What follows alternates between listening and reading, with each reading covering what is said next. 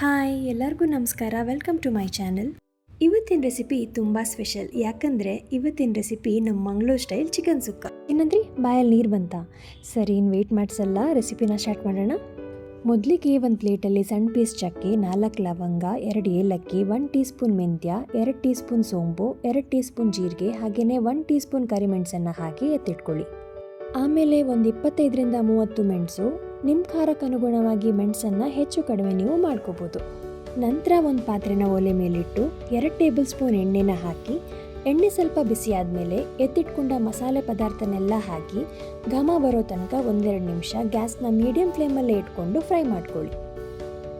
ಆಮೇಲೆ ಒಂದು ಫುಲ್ ಬೆಳ್ಳುಳ್ಳಿನ ಸಿಪ್ಪೆ ಸಮೇತ ಹಾಕಿ 1-2 ನಿಮಿಷ ಫ್ರೈ ಮಾಡ್ಕೊಳ್ಳಿ.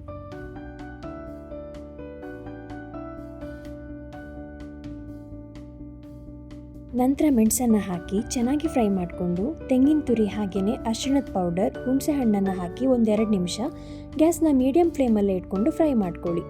ನಾನಿಲ್ಲಿ 1 ಕೆಜಿ ಚಿಕನ್ಗೆ 1.5 ಕಪ್ಪಷ್ಟು ತೆಂಗಿನ ತುರಿನ ತಗೊಂಡಿದ್ದೀನಿ. ನಿಮಗೆ ಮಸಾಲೆ ಜಾಸ್ತಿ ಬೇಕಂತ ಅನಿಸಿದ್ರೆ ನೀವು ಜಾಸ್ತಿ ಕೂಡ ತಗೋಬೋದು.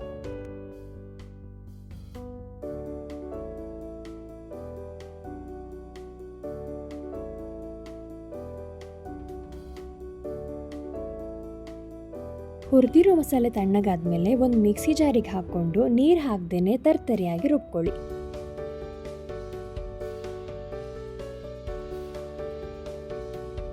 ಆಮೇಲೆ ಅದೇ ಪಾತ್ರೆಗೆ 2 ಟೇಬಲ್ ಸ್ಪೂನ್ ಎಣ್ಣೆನ ಹಾಕಿ, ಎಣ್ಣೆ ಬಿಸಿ ಆದಮೇಲೆ ಸ್ವಲ್ಪ ಕರಿಬೇವಿನ ಸೊಪ್ಪು, ಸಣ್ಣದಾಗಿ ಉದ್ದುದ್ದ ಕಟ್ ಮಾಡ್ಕೊಂಡಿರೋ ಈರುಳ್ಳಿನ ಹಾಕಿ ಈರುಳ್ಳಿ ಕಲರ್ ಸ್ವಲ್ಪ ಚೇಂಜ್ ಆಗೋ ತನಕ ಫ್ರೈ ಮಾಡ್ಕೊಳ್ಳಿ.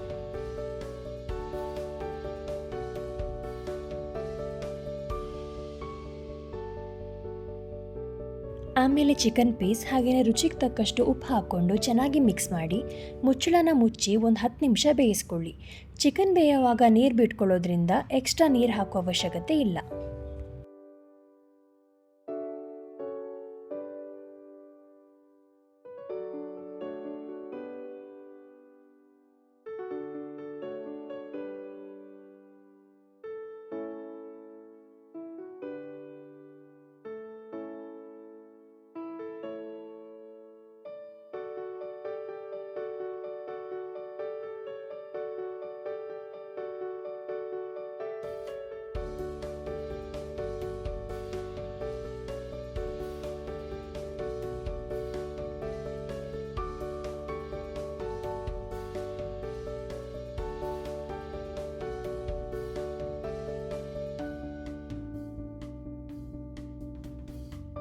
ಆಮೇಲೆ ಮುಚ್ಚಿರೋ ಮುಚ್ಚಳನ ತೆಗೆದು ಚಿಕನನ್ನು ಚೆನ್ನಾಗಿ ಬೇಯಿಸ್ಕೊಳ್ಳಿ. ಚಿಕನ್ ಚೆನ್ನಾಗಿ ಬೆಂದಮೇಲೆ ನಾವು ರುಬ್ಬಿರೋ ಮಸಾಲೆ ಹಾಗೆಯೇ ಸ್ವಲ್ಪ ಕರಿಬೇವಿನ ಸೊಪ್ಪನ್ನು ಹಾಕ್ಕೊಂಡು ಚೆನ್ನಾಗಿ ಮಿಕ್ಸ್ ಮಾಡಿ ಒಂದು 5ರಿಂದ 10 ನಿಮಿಷ ಮೀಡಿಯಂ ಫ್ಲೇಮಲ್ಲೇ ಚೆನ್ನಾಗಿ ಬೇಯಿಸ್ಕೊಳ್ಳಿ.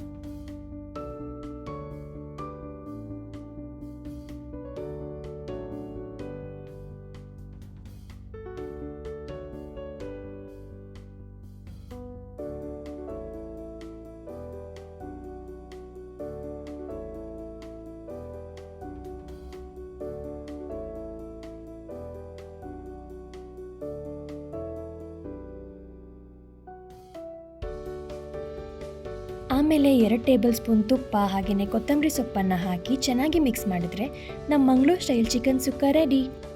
ಇಡ್ಲಿ, ನೀರು ದೋಸೆ, ಗಂಜಿ ಹಾಗೆಯೇ ಗೀ ರೈಸ್ಗಂತೂ ಇದು ಸೂಪರ್ ಕಾಂಬಿನೇಷನ್. ಮತ್ತ್ಯಾಕೆ ತಡ, ಈ ರೆಸಿಪಿನ ಒಂದ್ಸಲ ಮನೇಲಿ ಟ್ರೈ ಮಾಡಿ. ಇಷ್ಟ ಆದರೆ ಲೈಕ್, ಶೇರ್ ಹಾಗೆಯೇ subscribe to my channel. Thank you.